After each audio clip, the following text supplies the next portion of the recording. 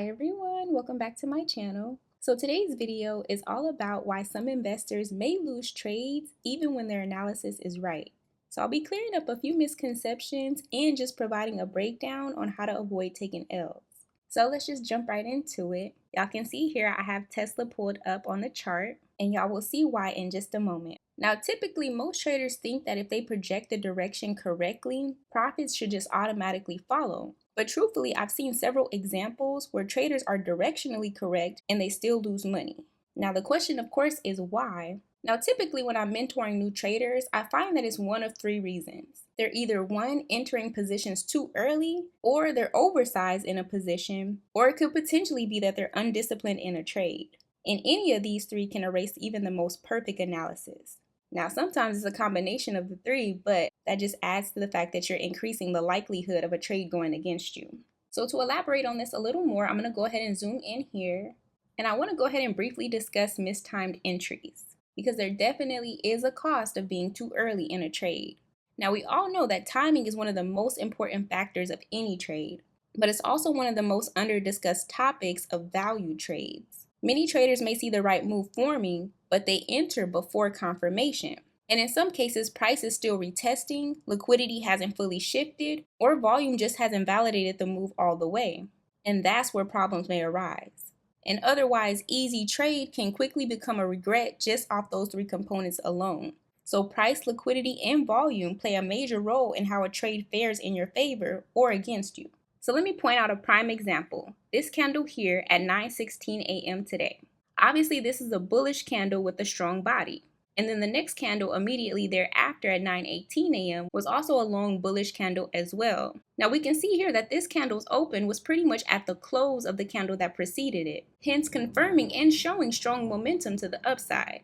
Now volume also backed these two candles as well, because we can see a high level of participation in the market at this time. Now, some new traders may mistakenly think that this is a perfect time to enter, one, because volume is backing it, and two, because we see two aggressive bullish candles to the upside.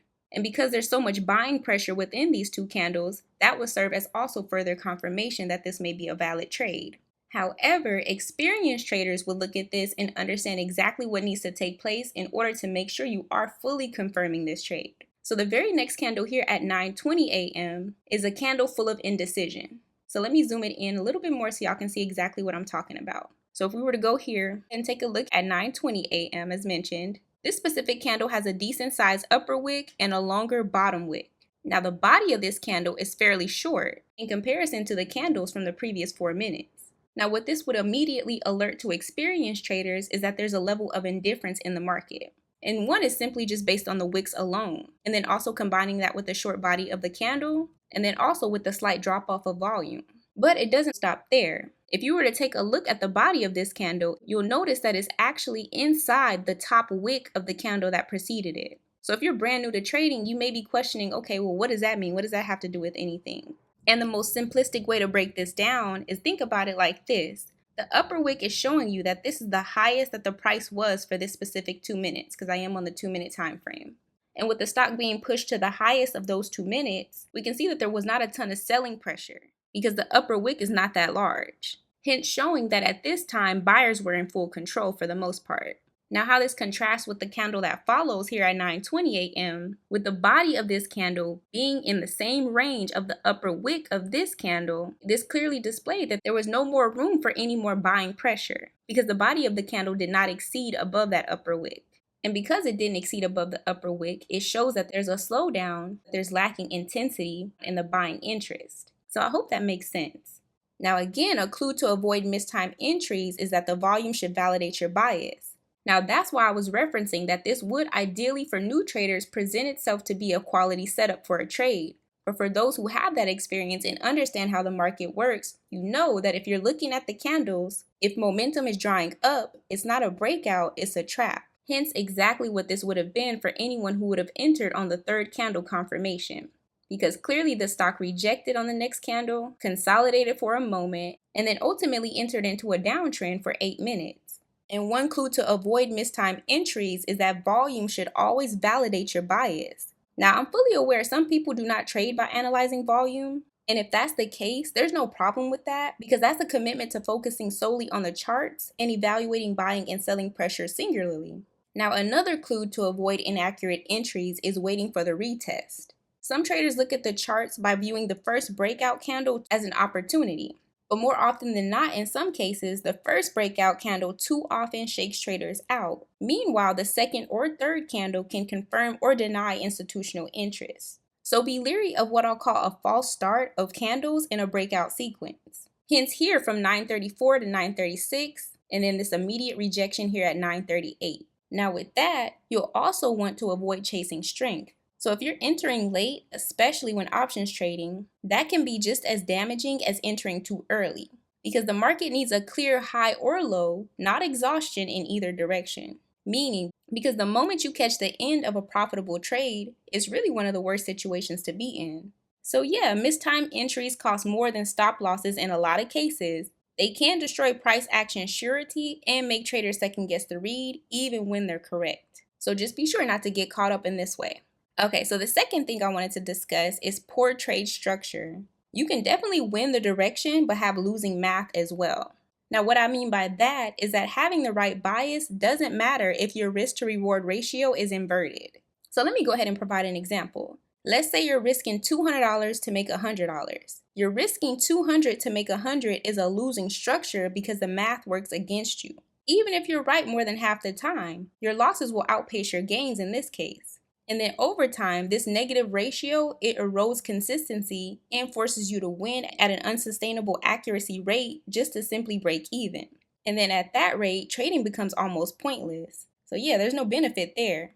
Or let's say you're placing a trade with a wide stop because you'll think it'll come back, quote unquote. These minor habits compound losses over time, even when your accuracy rate looks good on paper. So what I'm saying is that it's not necessarily sustainable. Now, how to correct this is you want to design your trades where the reward is at least 2 to 3 times your risk. You don't need to be right 100% of the time, just efficient when you are.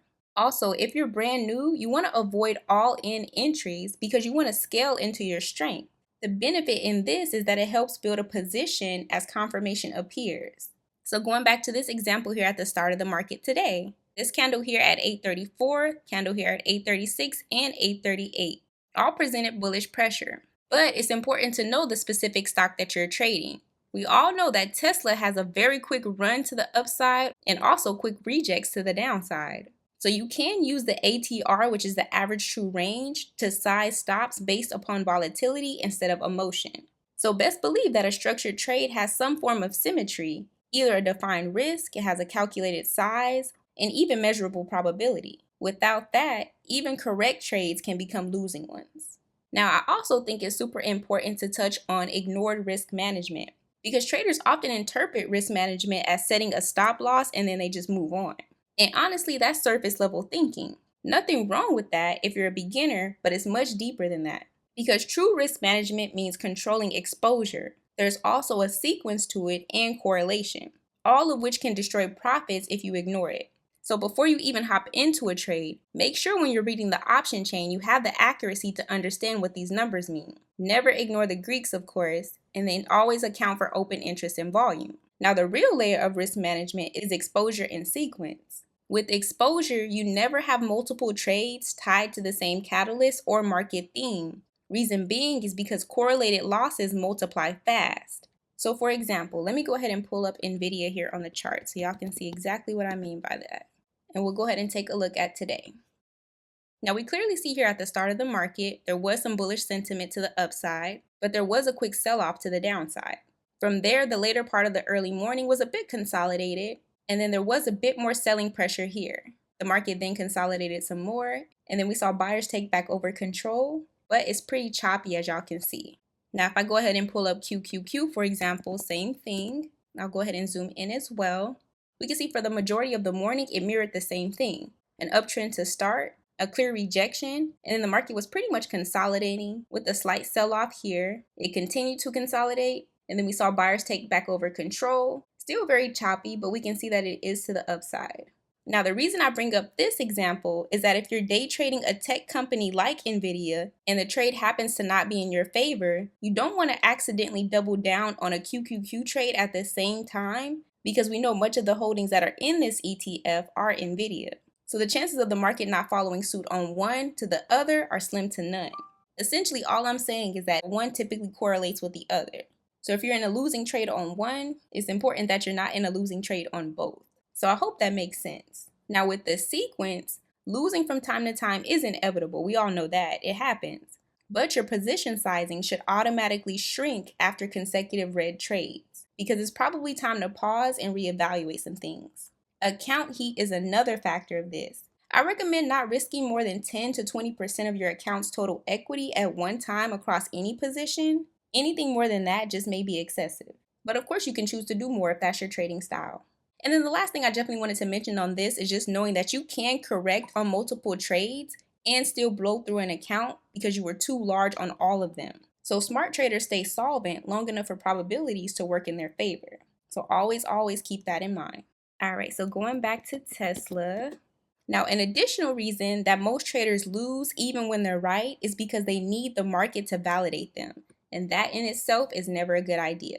Traders may hold for too long, refuse to scale out, or ignore their exit rules altogether, all because they're emotionally invested in proving that they were correct. And that's a big mistake that we all can say we've made at least once, especially in the beginning years of trading. So if you are one that's in that middle stage where you're kind of winning trades and losing trades, it's definitely an opportunity to have a mindset shift because trading isn't about proving intelligence, it's about capitalizing on repeatable efficiencies. You always want to detach from outcomes. So once you've structured the trade properly, your only job is to execute the plan at that point. Just let it play out in your favor. But make sure as you continue to gain more experience, you review your trades with more detail. That way you're not just gathering data, you're defending your bias and your evaluation. So again, just know you don't have to win every trade. You just need to survive every sequence. That's how professional traders stay rich.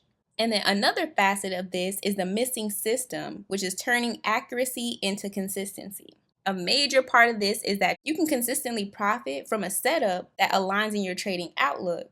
This means creating even a framework where every entry has a defined reason, so you never want to enter just because you feel like it's going to go to the upside. There has to be some catalyst supporting it. Every exit is rule-based, not reactive. Every trade is reviewed for edge as well. So performance over emotions. And this is easier said than done, but it will create a more profitable outcome in the end. So one thing you can do is already develop a pre-trade checklist, have your entry trigger already set, wait for that candle to break that level, look for confirmation, look for volume spikes as well, and then also set your key levels to reclaim. Basically what I'm saying, y'all, is peep all game. Take nothing off the table until you've considered all factors. And then when your exit is actually triggered and it hits that target, don't worry about momentum pausing or a time-based cutoff because that means you're out of the trade based upon your preset rules already established. So when you operate within that structure, being right becomes profitable, not accidental. Now, I do want to discuss why new traders benefit from this approach. And it's simply because new traders often focus on chart patterns, setups, and winning trades. Nothing wrong with that. But the faster you learn that being right is irrelevant without control, the faster you stop losing money. Because it shifts the focus to alignment, which involves risk parameters, your timing as mentioned, that's super important, and having emotional control. And all this helps you do is to accelerate your mastery and reduce burnout. So the traders who last the longest are the ones who expand their right decisions and find and eliminate the wrong ones. So keep that precision over the projection, structure over your personal opinion, and discipline over the excitement of trading. And if you can build upon your knowledge of all three of those, you'll be good to go. So yeah, y'all, that's pretty much all that I wanted to cover. If you found any of this information to be helpful, feel free to leave me a comment down below. As always, y'all already know, I thank y'all so much for watching. And of course, I'll see y'all in my next one.